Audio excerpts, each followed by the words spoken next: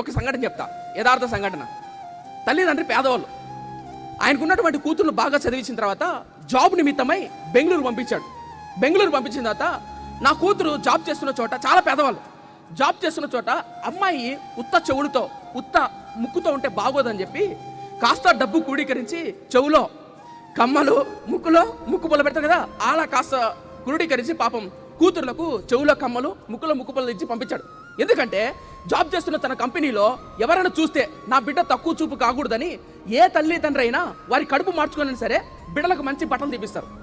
అంతెందుకు, ఇప్పుడు పండగ కూర్చున్నారు కదా, తల్లిదండ్రి చాలా మంది బట్టలు కొనుక్కోరు, కానీ పిల్లలకు మాత్రం తీపిస్తారు. ఎందుకంటే వాళ్ళకున్న ఆర్థిక ఇబ్బందులు బట్టి. తల్లిదండ్రికి అంత ప్రేమ. ఆ రోజుల్లో తల్లిదండ్రికి కూడా ఆ ప్రేమ. కూతుర్ని పిలిపించి చెవులో కమ్మలు, ముక్కులో ముక్కులు తీసి జాబ్కు పంపించాడు. పంపించిన తర్వాత ఆమె జాబ్ చేస్తుంది. చేస్తున్న 2-3 నెలల తర్వాత ఏం జరిగిందంటే ఆ చెవులో కమ్మలు, చెవులో కమ్మలు, ముక్కులో ముక్కుపళ్ళు కొదవ పెట్టింది. కొదవ అంటే తెలుసా మీకు? తాకట్టు. తాకట్టు.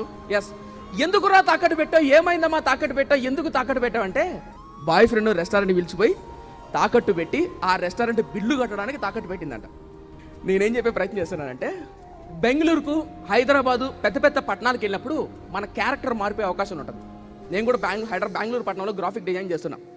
ఈడి దాకా నిక్కర్లు వేసుకుంటారు అమ్మాయిలు, ఈడి దాకా వేసుకుంటారు. మా పీజీకి పక్కన రోడ్లో 12 వరకు అదేంటి క్యాట్ వాక్ చేసా ఫోన్ మాట్లాడుతుంటారు. 12 గంటల వరకు ఈడి దాకా నిక్కర్లు వేసుకోరు. నిజం చెప్తున్నా, తల్లిదండ్రులు ఉండరు, దగ్గర ఎవరు చూసేవాళ్ళు ఉండరు. నేనేం చెప్పే ప్రయత్నం చేస్తున్నా అంటే, నజరేతు అనే పట్టణం అంత భయంకరమైన పట్టణం. ఆ పట్టణంలో 18 ఏళ్ళ అమ్మాయి తన క్యారెక్టర్ కాపాడుకునేది. ఎలా?